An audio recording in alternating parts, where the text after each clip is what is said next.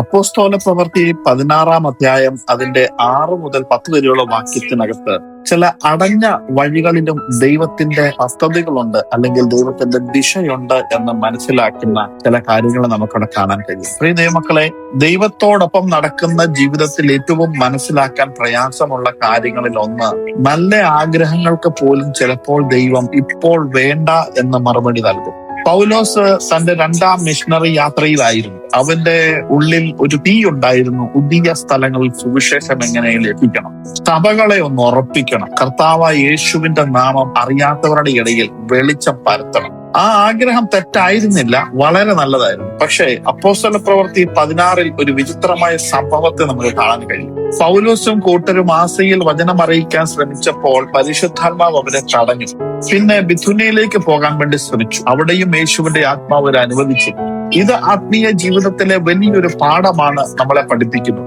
ദൈവം പാപവഴികൾ മാത്രം അടയ്ക്കുന്നവനല്ല, ചിലപ്പോൾ നല്ലതായി തോന്നുന്ന വഴികളും അടയ്ക്കും. കാരണം ഒരു കാര്യം നല്ലതാണെന്നത് മാത്രം മതി വരത്തില്ല. അത് ദൈവത്തിന്റെ സമയമാണോ, ദൈവത്തിന്റെ ദിശയിലാണോ, ദൈവത്തിന്റെ പദ്ധതിയിലാണോ എന്നതാണ് പ്രാധാന്യം.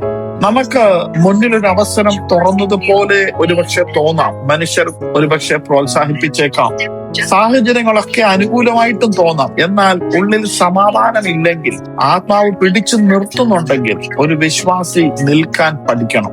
പൗലോസിന്റെ ആഗ്രഹം ആസയിലേക്കായിരുന്നു, എന്നാൽ ദൈവത്തിന്റെ പദ്ധതി മക്കദോനിയയിലേക്കായിരുന്നു. പൗലോസ് കണ്ടത് അടുത്ത മിഷൻ ഫീൽഡ് ആയിരുന്നെങ്കിൽ, ദൈവം കണ്ടത് ചരിത്രത്തിന്റെ വലിയൊരു വഴിത്തിരിവായിരുന്നു. ആസയിൽ പരിശുദ്ധാത്മാവ് വഴി തടഞ്ഞു, ബിഥുനിയയിൽ അവൻ അനുമതി കിട്ടിയുമില്ല. അങ്ങനെ അവർ ത്രോവാസിലെത്തി. അവിടെ രാത്രിയിൽ ഒരു ദർശനം ലഭിക്കുവാൻ ഇടയായി തീർന്നു. മക്കദോനിയക്കാരനായ ഒരാൾ സഹായം ചോദിക്കുന്നതായി പൗലോസ് കാണുന്നു. അപ്പോൾ അവർ മനസ്സിലാക്കി, ദൈവം അവരെ ആ വഴിയിലേക്ക് വിളിക്കുകയാണ്. ഇവിടെ ശ്രദ്ധിക്കേണ്ടത്, ദൈവം ആദ്യം മുഴുവൻ ഭൂപടം കൈ കൊടുത്തില്ല. ചില വഴികൾ അടച്ചുകൊണ്ടാണ് ശരിയായ വഴിയിലേക്ക് എത്തിച്ചത്. നമ്മുടെ ജീവിതത്തിലും അങ്ങനെ തന്നെയാണ്. ചില നിരസിക്കലുകൾ അവസാനം അനുഗ്രഹമായി മാറാറുണ്ട്. ചില താമസങ്ങളൊക്കെ നമുക്ക് സംരക്ഷണമായി മാറും. ചില നഷ്ടപ്പെട്ട അവസരങ്ങൾ വലിയ ദിശയിലേക്ക് ദൈവം നമ്മളെ നയിക്കുവാനിടയെത്തും. നാം അന്ന് വിഷമിക്കുന്ന കാര്യങ്ങളൊക്കെ പിന്നീട് തിരിഞ്ഞു നോക്കുമ്പോൾ ദൈവത്തിന്റെ കരുതലായിരുന്നുവെന്ന് മനസ്സിലാകുവാനിടയായിത്തീരും. ഇവിടെ ചരിത്രപരമായ ഈ സംഭവം വളരെ ഗൗരവമുള്ളതാണ്. മക്കദോനിയയിലേക്കുള്ള ആ യാത്രയിലൂടെ സുവിശേഷം യൂറോപ്പിലേക്കുള്ള വാതിലുകളാണ് എത്തിച്ചേരുവാനിടയായി തീർന്നത്. ഫിലിപ്പിയിൽ ലുദിയോയുടെ ഹൃദയം അവിടെ തുറന്നു. ജയിലിൽ ഭൂകമ്പം ഉണ്ടായി. ജയിൽക്കാരനും കുടുംബവും രക്ഷപ്പെട്ടു. ഒരു അടഞ്ഞ വഴി അനേകം വീടുകളിൽ രക്ഷയുടെ വാതിൽ തുറക്കാൻ കാരണമായി തീർന്നു എന്ന് മനസ്സിലാക്കണം. ഇതാണ് ഇന്നത്തെ ആത്മീയ മർമ്മം ഞാൻ പറയുവാൻ ആഗ്രഹിക്കുന്നത്. ദൈവം അടച്ചത് നഷ്ടമെന്ന് ഒരുപക്ഷെ തോന്നാം, എന്നാൽ ദൈവം തുറക്കുന്നത് വിളിയുടെ അടുത്ത അധ്യായമായിരിക്കും. പൗലോസ് അടഞ്ഞ വഴികളിൽ ഇരുന്ന് തകർന്നില്ല. ആത്മാവിന്റെ ദിശ തിരിച്ചറിയുവാൻ വേണ്ടി ജാഗ്രതയോടെ മുന്നോട്ട് നീങ്ങി. അത് നമ്മൾ പഠിക്കേണ്ട കാര്യമാണ്. വിശ്വാസ ജീവിതം പിടിവാശിയുടെ ഒരു യാത്രയെ അല്ല, ആത്മാവിനോട് വഴങ്ങുന്ന ഒരു യാത്രയായി മാറ്റണം.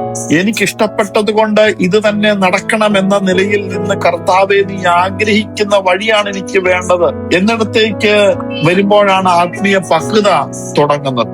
ചിലപ്പോൾ ദൈവം നമ്മുടെ വേഗത കുറയ്ക്കും, കാരണം മുന്നിലെ അപകടം നമുക്ക് കാണത്തില്ല. ചിലപ്പോൾ ഒരു ബന്ധം നടക്കാതെ പോകും, കാരണം അതിന്റെ അവസാനം ദൈവം കണ്ടിട്ടുണ്ട്. ചിലപ്പോൾ ഒരു ജോലി നമുക്ക് കിട്ടാതെ പോകും, കാരണം മറ്റൊരിടത്ത് അവൻ വഴി ഒരുക്കിയിട്ടുണ്ട്. ചിലപ്പോൾ ഒരു ശുശ്രൂഷയുടെ വാതിൽ നമുക്ക് വേണ്ടി അടയാം, കാരണം വേറൊരു സ്ഥലത്ത് കൂടുതൽ ഫലം ദൈവം കാത്തു സൂക്ഷിച്ചു വെച്ചിട്ടുണ്ട്. അതുകൊണ്ട് എല്ലാ തടസ്സത്തെയും ശത്രുവിന്റെ പ്രവൃത്തി എന്ന് മാത്രം വിളിക്കേണ്ട കാര്യമില്ല. ചില തടസ്സങ്ങൾ പരിശുദ്ധാത്മാവിന്റെ സംരക്ഷണമാണ്, ദൈവത്തിന്റെ സംരക്ഷണമാണ്. ചില അടഞ്ഞ വഴികൾ ദൈവത്തിന്റെ ഒരു നല്ലൊരു ദിശയുടെ സൂചനയാണെന്ന് മനസ്സിലാക്കാം.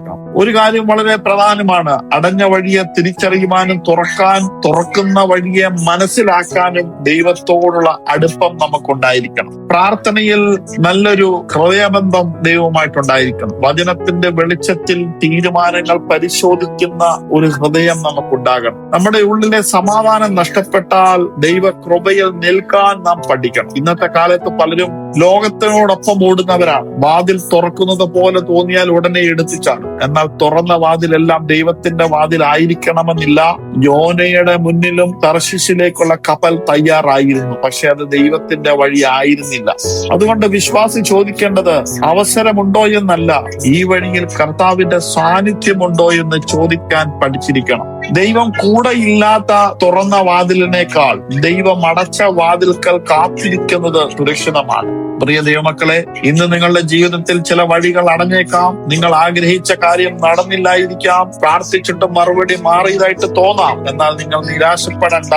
ആസ്യ അടഞ്ഞാൽ മക്കതോനിയ ഉണ്ടാകും. വീണ്ടും ഞാൻ പറയാം, ആസ്യ അടഞ്ഞാൽ മക്കതോനിയ ഉണ്ടാകും. ഒരു വഴി മുടങ്ങിയാൽ ദൈവത്തിന് മറ്റൊരു ഭൂപടം ഉണ്ടാക്കാൻ ദൈവത്തിന് അറിയാം. ഇന്ന് മനസ്സിലാകാത്ത തടസ്സം നാളെ വലിയ സാക്ഷ്യമായി മാറും. അതുകൊണ്ട് ഇന്ന് നമ്മുടെ ഹൃദയം ഇങ്ങനെ നമുക്ക് സമർപ്പിക്കാം. കർത്താവെ, നീ അടച്ച വഴികളെ ബലം കൊണ്ട് തുറക്കാൻ ഞാൻ ശ്രമിക്കാതെ ഇരിക്കട്ടെ. നീ കാണിക്കുന്ന ദിശ തിരിച്ചറിയുവാനുള്ള ആത്മീയ പക്വത അല്ലെങ്കിൽ ആത്മീയ കാഴ്ചപ്പാട് എനിക്ക് തരണമേ. എന്റെ നല്ല ആഗ്രഹങ്ങൾ പോലും നിന്റെ പൂർണ്ണ പദ്ധതിക്ക് വേണ്ടി കീഴടങ്ങാൻ ഉള്ള കൃപ എനിക്ക് തരണമേ. നിന്റെ സമയം എന്റെ സമയത്തേക്കാൾ നല്ലതാണെന്ന് വിശ്വസിക്കാനുള്ള കൃപ തരണമേ. ഇങ്ങനെ നിങ്ങൾ പ്രാർത്ഥിക്കാൻ നിങ്ങൾ തുടങ്ങിയാൽ നിങ്ങളുടെ ജീവിതത്തിലെ ദിശ തന്നെ മാറ്റുവാൻ ദൈവത്തിന് കഴിയും. അതുകൊണ്ട് അടഞ്ഞ വഴികളിലും ദൈവത്തിന്റെ ദിശയുണ്ടെന്ന് മനസ്സിലാക്കി നിരാശപ്പെടാതെ, നിരാശയിൽ നിൽക്കാതെ, പരിശുദ്ധാത്മാവിന്റെ മാർഗനിർദ്ദേശത്തിൽ വിശ്വസിച്ച് മുന്നോട്ട് നമുക്ക് ഒരുമിച്ച് നടക്കാം. ദൈവം അടയ്ക്കുന്നതിലും കൃപയുണ്ട്, ദൈവം തുറക്കുന്നതിലും കൃപയുണ്ട്. ദൈവം നമുക്ക് വേണ്ടി ഒരു ഭാവി ഒരുക്കി വെച്ചിട്ടുണ്ടെന്ന് മനസ്സിലാക്കി